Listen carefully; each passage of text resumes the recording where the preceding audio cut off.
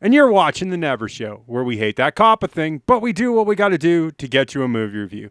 Hey, how's it going, YouTube friends? It's me, your one fuzzy boy, Never! Back at you again, eternally scarred in the worldwide ick with the world gone crazy. So you need an escape. My show's here for you. Yes, it is the only show with lemon-scented limes, lest I forget, and the only show with a supernatural, super awesome third eye. I know this joke is terrible, and I need to stop telling it, but if you did... laugh! Then thank you. Hopefully it's Wednesday again. Schedule's a mess, as always. But thank you for hitting that subscribe button and that little bell icon and becoming part of my YouTube channel and adding me to your YouTube experience. With that said, it's movie review time. Let's get into it, shall we?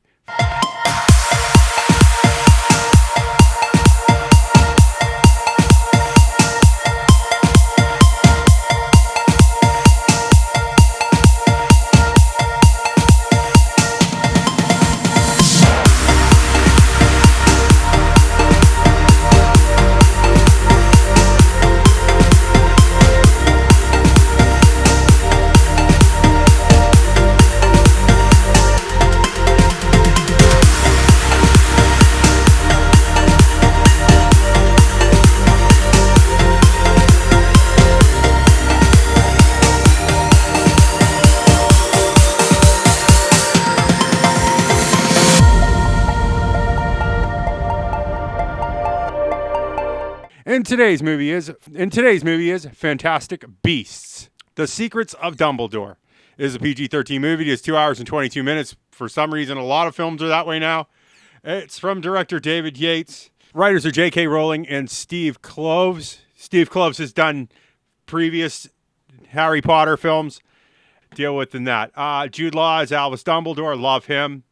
Mads Mikkelsen as Grindelwald. And a real Grindelwald, please stand up. Please stand up.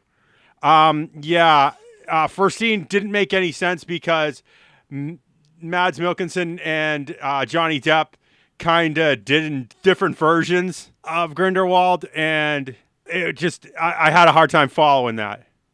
Eddie Raymond as Newt Scamander, Kathleen Watson as Tina Goldstein, who is barely in this film. Ezra Miller is still great in this film. I just feel like he's definitely aged up, and his character was a little confusing as well. Alison Sudol is Queenie Goldstein. She looks great. Callum Turner still looks good. And Dan Fogler still looks great. And these are the people you need to know to get through this film. Our production companies were Heyday Films and Warner Brothers. Our distributor here in the good old United States of America, God bless America, land that I love, was Warner Brothers. Special effects were done by Digital Domain Frame Store, Image Engine Design, Rise Visual Effects, Renault, Red Eye Company, and Rodeo VFX.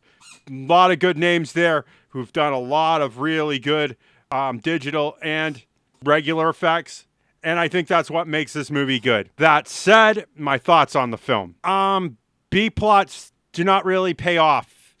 It's like Dumbledore knows all and people are just going through the motions, so to speak. And it's very frustrating to watch.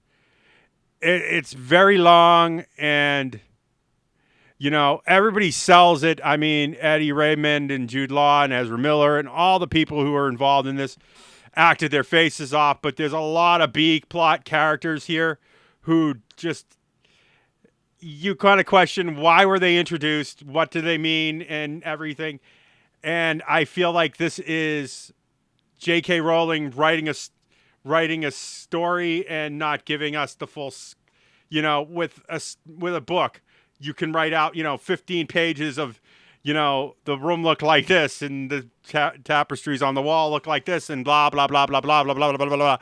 And, it doesn't build on the character.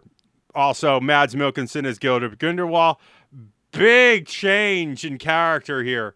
We went from the Johnny Depp character, very bizarre looking, very distinct, to Mads Mikkelsen, who is very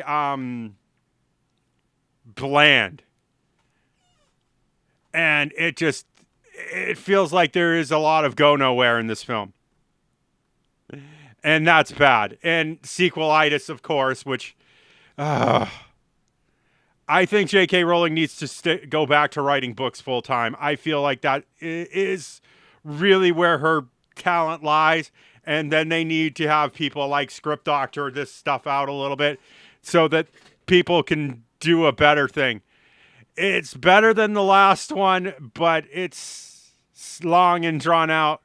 Again, I love the Harry Potter series. I love what went on there. I just want Harry Potter again. Bring back Daniel Radcliffe at whatever age he wants to act at and have him do, a follow-up to whatever thing. Have J.K. Rowling write a book. Move forward from this. I just feel like we're not gaining any ground here. It's a big chess game. We're moving some pieces around, but we're not getting to checkmate. And there's just nowhere to go with this. I can see why it is a 6.6 on IMDb and a 49% tomato meter with an 85% audience score. People love this. They're looking for an escape, and I can see why.